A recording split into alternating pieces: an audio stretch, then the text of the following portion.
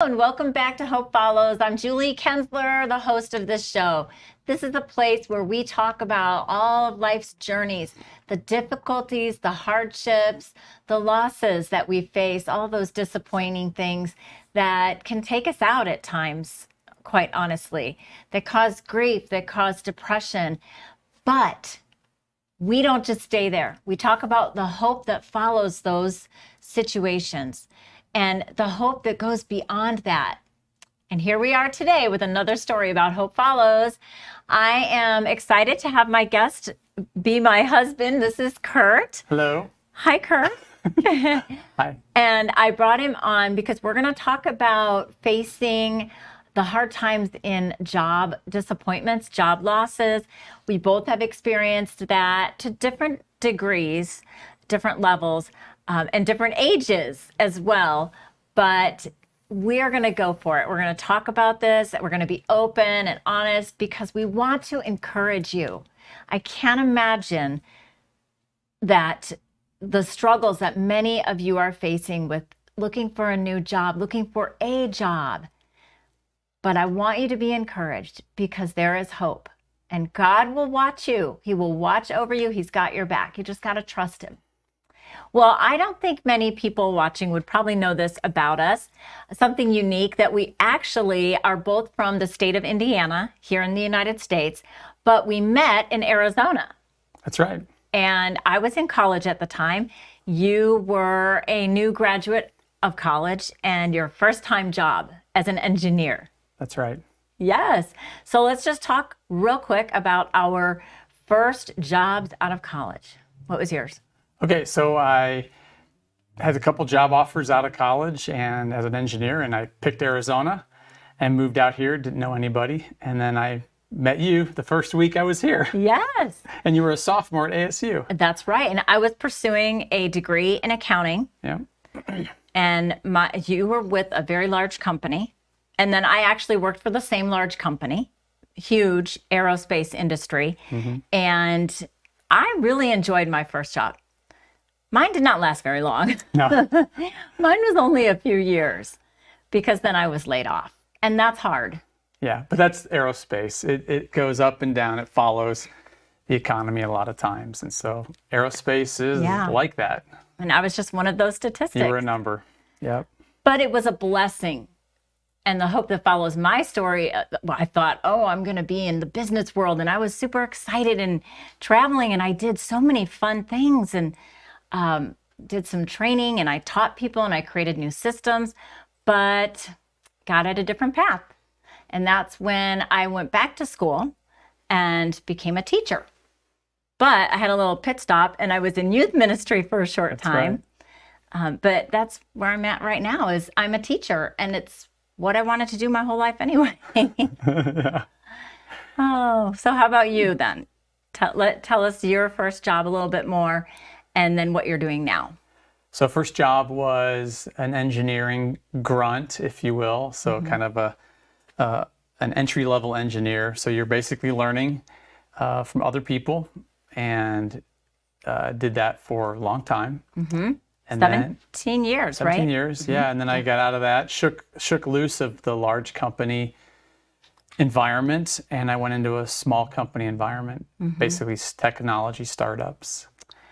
Yes. And I read a statistic about majority of people do not necessarily change jobs, make radical changes because of the money, somewhat, but mostly because they want something really different. Mm-hmm. What was for you? What was it for you? I think it was two things. I was getting a little calloused about that large company environment and the way the dynamics of the workforce and who got promoted, all that, and capabilities and not being recognized. So that was a little frustrating. Mm-hmm. But then I was given an opportunity to jump out of that into a startup with a friend who encouraged me, kind of enticed me a little bit to maybe try it because he had jumped out of corporate America many years before that. And he found a lot of success in startup world. So I had confidence that if he believed in this company, it would be it would be a shame if I didn't at least give it a chance. I didn't want to have any regrets about later in life. Like, gosh, I really should have tried that in 2005. And it was a little risky It was because risky. we're a family of 4 children, 10 and under. And I mean, everything was very staying I was staying at home Predictable. with the kids. Yes. And you had a Yes. very solid job, great insurance, health insurance, Everything. and then you go off to something new.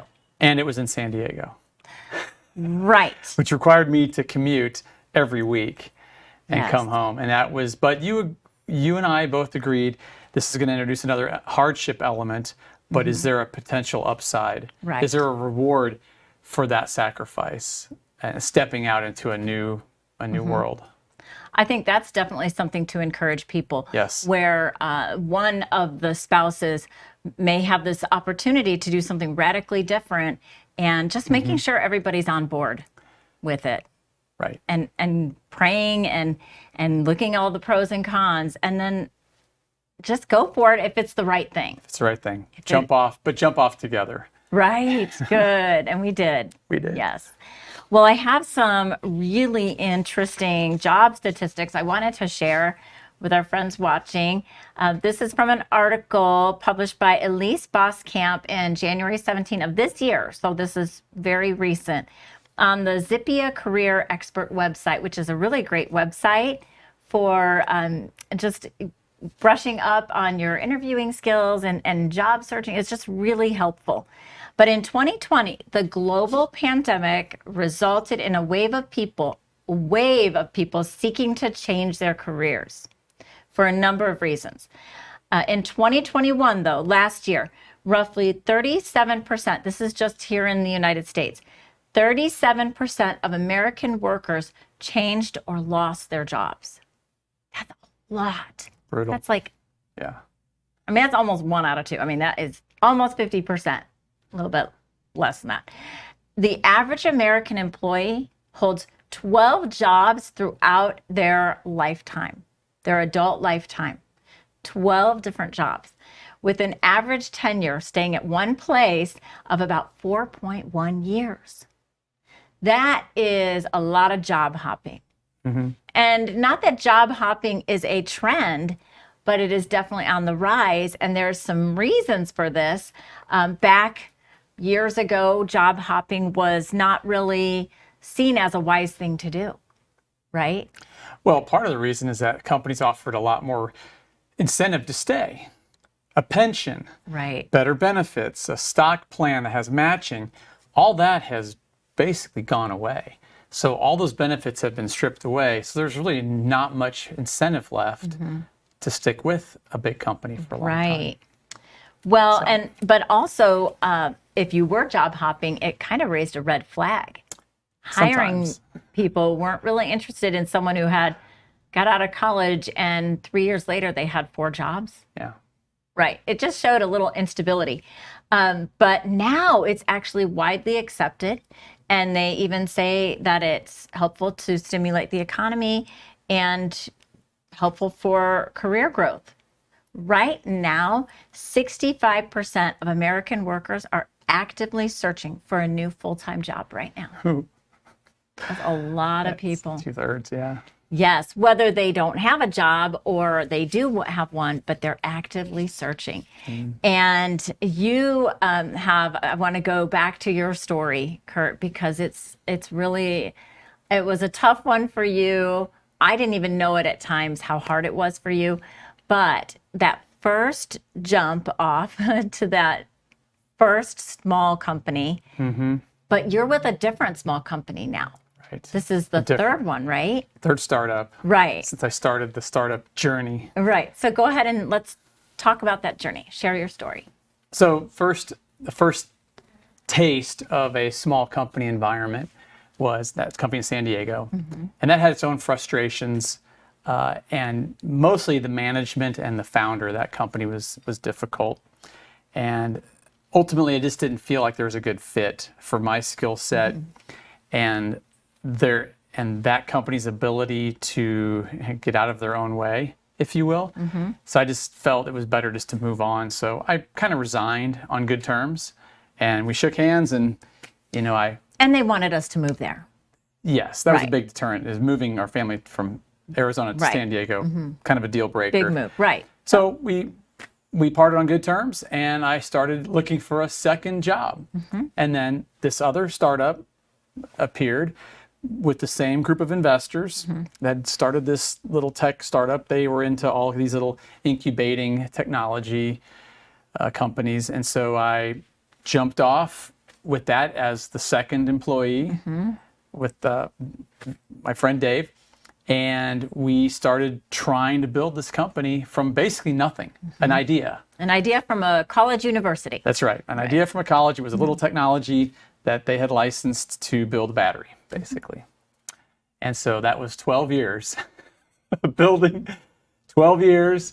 Like I was telling you, it was, if you look back, it doesn't have a success story, unfortunately. That's kind of the bitter part of the whole thing, is that, and it wasn't just me. It was investors. It was a lot of employees. It was the amount of human energy that was applied to the startup. It actually is just shocking to think about the effort that went into a collaborative, International. traveling, research, building, testing, finding customers, raising money. That's the fun part of a startup. It's raising the money. It's building the company value. It's creating a culture of community and good work ethic. And we had a lot of that going, but it's very hard to get every piece to the puzzle. That's why most startups don't make it. Which is what happened. Just what happened. Sadly. So there was one day, then you were 40. I was probably, when I was laid off my job, which was really hard and sad, was in the beginning of my career, but I was young. I was 26 maybe. And I mean, I had my future ahead. There were so many things I could do, and we didn't have kids at that time. But you were 39 or 40? Wait, when I got laid off? Right, or from when the second. I was 52. Oh. So I was in the Wait middle. a minute, you were 40 when you left the long-term 17-year job. Yes. Okay. I was so 40 when I jumped out of corporate America into this little small world of startups. something totally different, Yeah. which was still, And I did that for 15 the years. kids are young. It's okay. Yeah, of course. Yeah, a little bit risky. Yeah, And- okay, now. And then at the end of when that big effort finally, Of 12 years. yes, of 12 years, Right. Do the just math. ran out of steam, and it just got dissolved, and we all went our separate ways. Right. All of us were wondering, what do we do next, right? Like any company that goes under or goes out of business, Sure. it's we're not alone. No. A lot of companies go out Especially of business. now. Look at COVID. Yeah. All these companies are no longer don't exist anymore, and you have to just find something else to do. So there I was, Right. looking at, what do I do now? I was banking. I think that's really I was banking on that to be the thing. The rest of your life thing. Yeah, The rest of your career life. The exit Yeah. strategy is you sell the company and you get your stock options and all those things. But and I really felt, like a lot of us felt, that was our exit.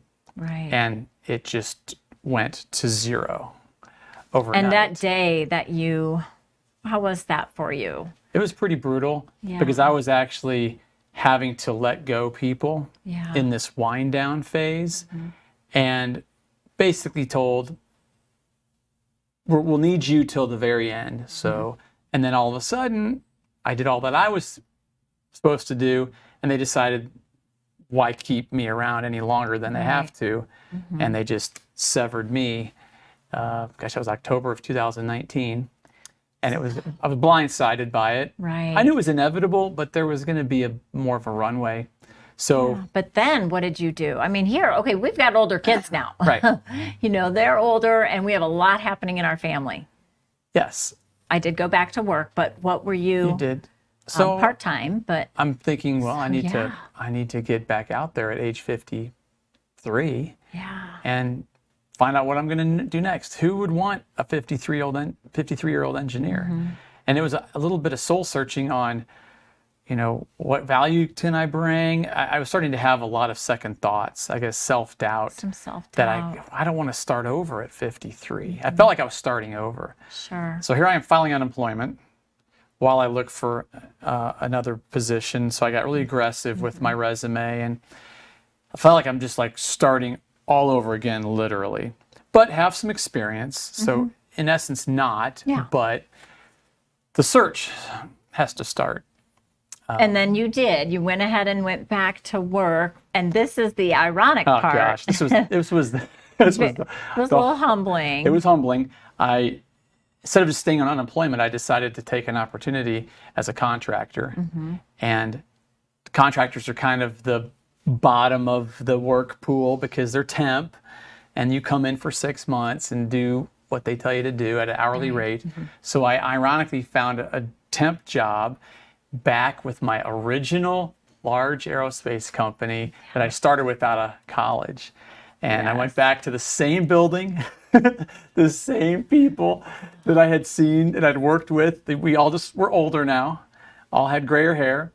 And I was working in an environment as kind of an individual contributor.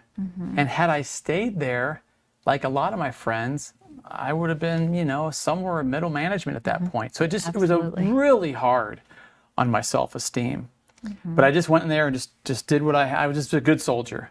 I wanted to earn a living. I wanted to take care of, you and the kids. So I thought, this is what God put in my life. Don't turn your nose at it. Just take it and be thankful for it. So that's... Well, we appreciate that. Yes, I'm sure. And we've talked about that and how hard that was. It was brutal.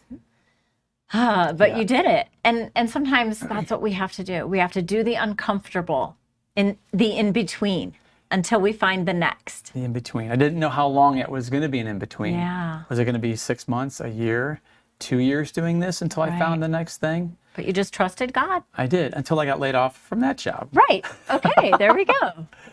Right. So then COVID hits. 2020, full-blown March. We all get sent home, contractors and employees. Everybody's home now. And then aerospace collapsed again because of all the reasons why we know about with COVID. Travel stopped. So I got laid off. And here I am back filing unemployment for a second time in 6 months.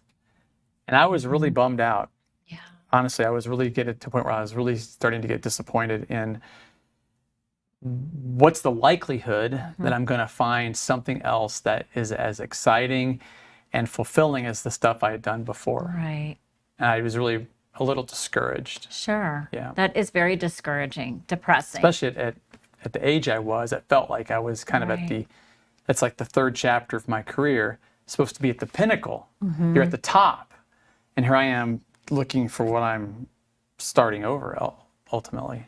Before we get to what you did find and how God really provided, what did you do then during those really hard moments emotionally? How did you get through that? Where did you find your strength?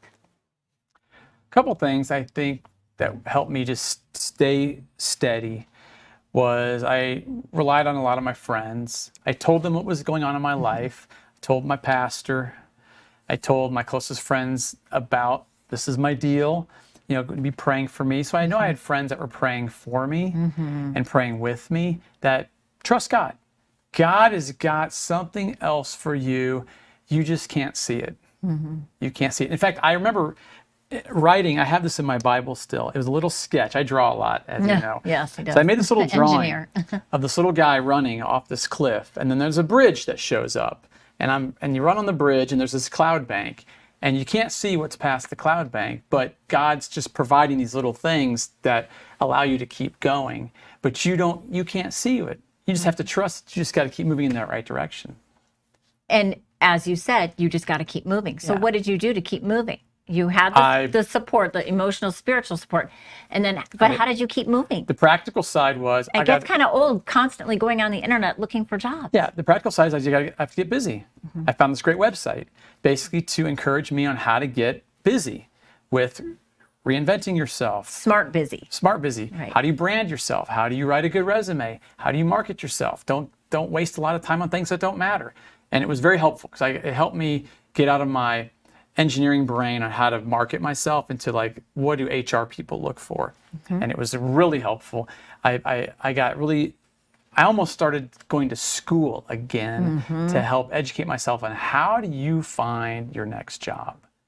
Don't sit around waiting for it You to were show up. tenacious about it. Get after it. And so that became kind of my new career, is finding my next career.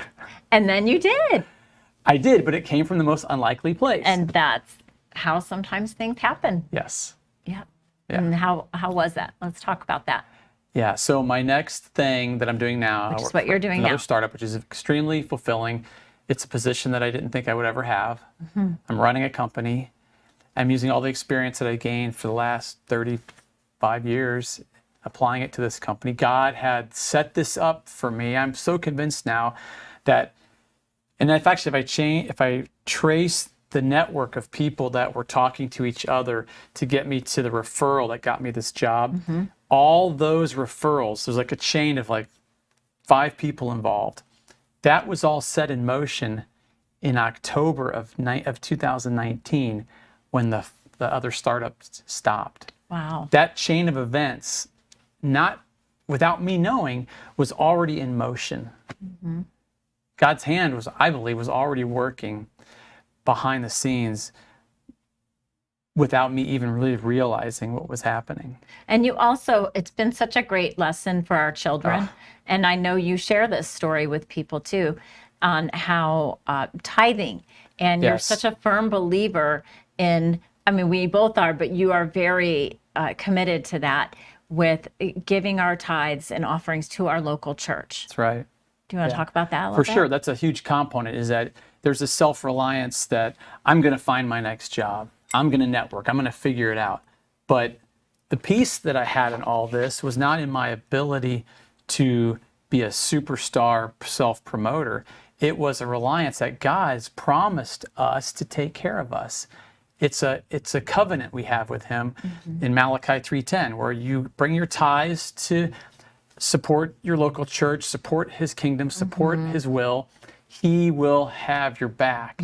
And I knew that no matter how this turns out, he's going to provide something for me that is going to be exciting, fulfilling, hopefully lucrative, but it's going to come where I maybe not expect it, possibly in this, like in a supernatural way. And it did. It came in a supernatural Definitely way did. that I could have never calculated in my engineering brain. I could never have predicted.